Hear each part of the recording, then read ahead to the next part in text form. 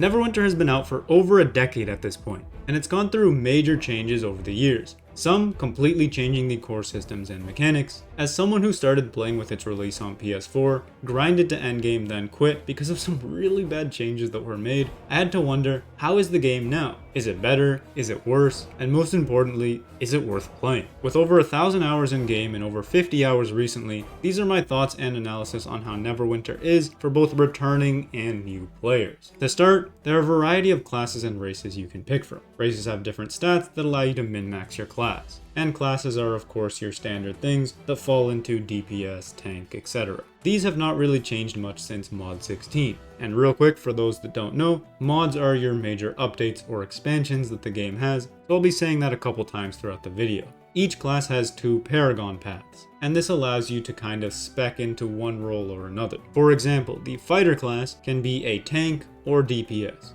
Using loadouts, you can have one single character pick both of these paths from that class. But you cannot have one single character be a different class. You'll need to create different characters for that. This is pretty standard for MMORPGs. Neverwinter's level cap is currently 20, a significant reduction to previous level caps like 60, 70, and even 80. Ironically, this doesn't really mean much. You can get to level cap in a couple hours, and that was the case back in the day as well. The big difference is there used to be way more leveling zones, and now a lot of those original locations have been completely removed from the game. Many are getting re-added, and I'll explain that a little bit more later on. For gameplay, the combat systems and abilities you have been basically unchanged since mod 16. It's very simple and easy to create a proper build. You pick some attacks, you use them, and then you just go on with your day. The combat itself is super solid. It's pretty fast paced and you have to pay attention to what's going on, because if an enemy creates a big AoE and you're not paying attention, you're going to take some serious damage. As far as MMOs go, Neverwinter has always had one of the better combat systems. The scaling and damage enemies do feels pretty fair as well.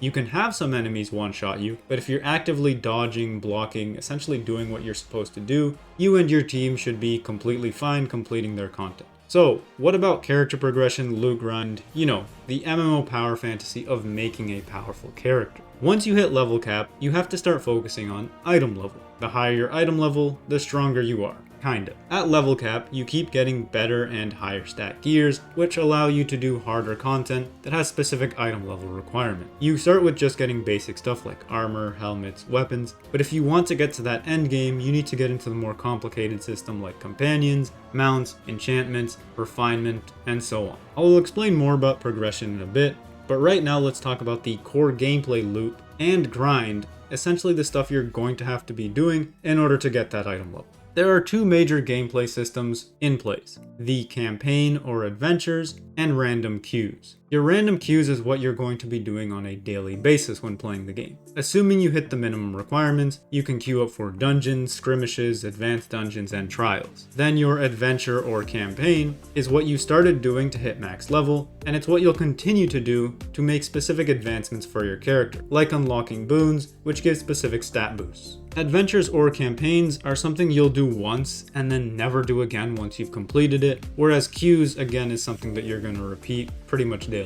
For adventures, these are pretty straightforward, and they can take a couple of hours to complete. Campaigns are basically an adventure with an added grind. Most of them offer daily and weekly quests, and will take about a month and a half to complete, assuming you do the weekly quests once per week. This formula has been the case for old campaigns, and it continues to go through with the newer ones as well. Many campaigns have been reworked and completely removed for the better. For example, the Tyranny of Dragons was one that it would take over a year to complete, 56 weeks to be exact. I remember, it was brutal, and now it can be done in a couple of hours. This is a solid rework to a grindy campaign. It didn't take very long, but it was a huge time gate, and this is great to bring new players on, meaning that they don't have to slog through the old things that the players used to have to do. Each campaign or adventure is tied to a semi-open world area, and you successively progress through all of them as your item level increases. As I mentioned, a few of these areas are old, some of them are new, and others are reworked old areas with some changes and item level requirement attached. Mount Hope now is the newest example of this, an old area that was back in the original game in 2016, at least on PS4. It was removed and now has been re-added with some changes and a new 70k item level requirement.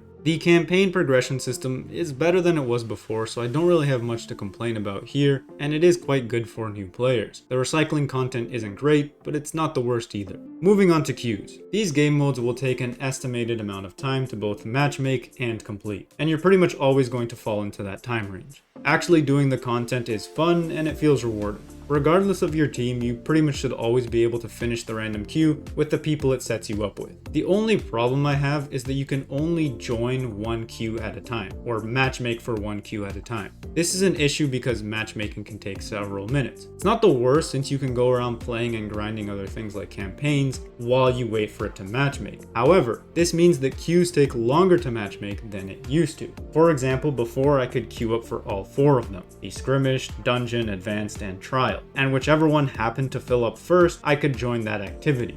Now I have to do one, wait for it to queue up, another, wait for it to queue up. Doing the random queues awards you with rough astral diamonds, which can be converted into astral diamonds for free, but you can only convert 100,000 a day per account, which means it doesn't matter how many characters you have, you are only converting 100k a day. This system is only here to ensure you don't grind too many astral diamonds in a day. Before, you could convert 45,000 a day, but it was per character. So if you had 10 characters, you could end up getting 450,000 in a single day. Not the case anymore. The silver lining here is that the 100k cap is very easy to hit. It's actually a little bit easier than the 45k cap was to hit. So if you do 2 to 3 random queues a day, you'll end up making more than that 100k, and you can even stockpile some rough astral diamonds to convert on days that you don't play. The reason you want astral diamonds is because it's the game's main form of currency. Apart from maybe gold, the reason astral diamonds are so valuable is the trade house and diamond exchange. On the trade house, players can buy and sell pretty much anything. Companions, mounts, gear, enhancements, bags, you name it, it can probably be sold there. And with the diamond exchange, you can trade these grinded for currencies for paid for currency. And paid for currency is bought with real world money, and it can be used to buy stuff from the cash shop. As far as this economy goes and the grind, it is so much better than it was back in mod 16 and earlier. A legendary mount used to cost upwards of 3 million diamonds. Now the same mount is worth a fraction of the cost. And this goes for pretty much all things on the trade house as well. So the grind here feels way more rewarding, easier, and faster than before. Me coming back with over 13 million diamonds, I felt rich and was able to make a lot of progression very easily. Speaking of items and progression, let's go back into those complex systems I mentioned earlier, particularly enchantments and the refinement system. This is one of the major changes that I love, but there are also some things that I dislike about it. Getting max rank enchantments was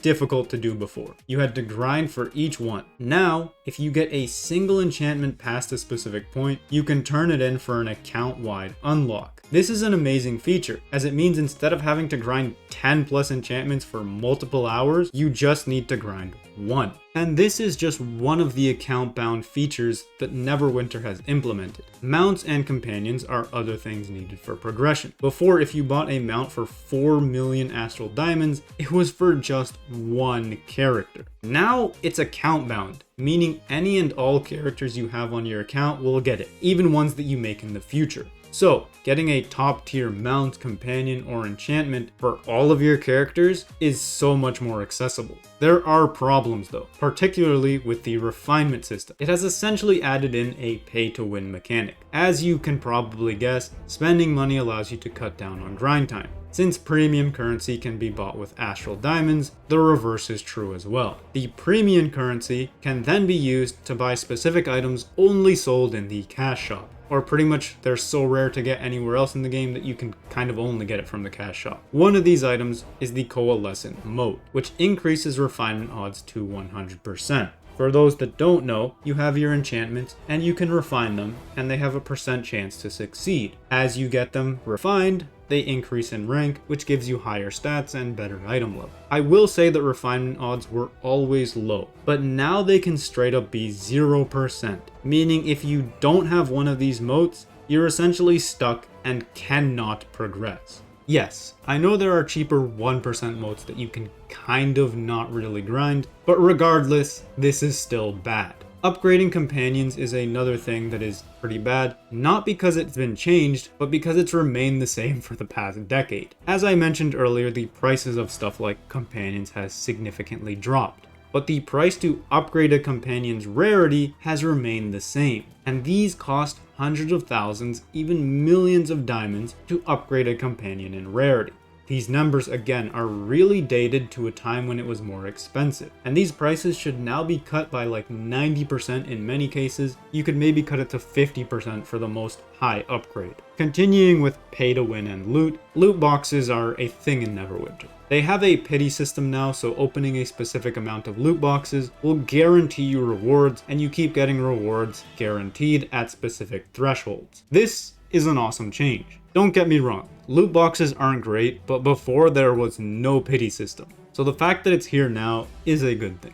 Other things like VIP offer quality of life improvements, but nothing too crazy. So now that I've talked about the major progression systems, grinding loot and whatnot, what's the point? Obviously to make a powerful endgame MMO character, and that's where Neverwinter hits a wall. You see, I've been hinting at this throughout the video, but now it's time to explain. From release on PS4 to the end of Mod 15, Neverwinter had an amazing gameplay power fantasy. You see, if you were the recommended item level, completing the dungeon could be difficult depending on your build. But once you got a better build and higher item level, you could make a character that was a self-sufficient, unkillable DPS god. You could be a tank that topped the DPS charts, the healing charts, and still did your role of tanking. When Mod 16 released, the developers nerfed everything into oblivion. I went from being able to steamroll and carry others through the hardest content in the game to getting one shot as a tank by the first group of enemies. When I say it was bad,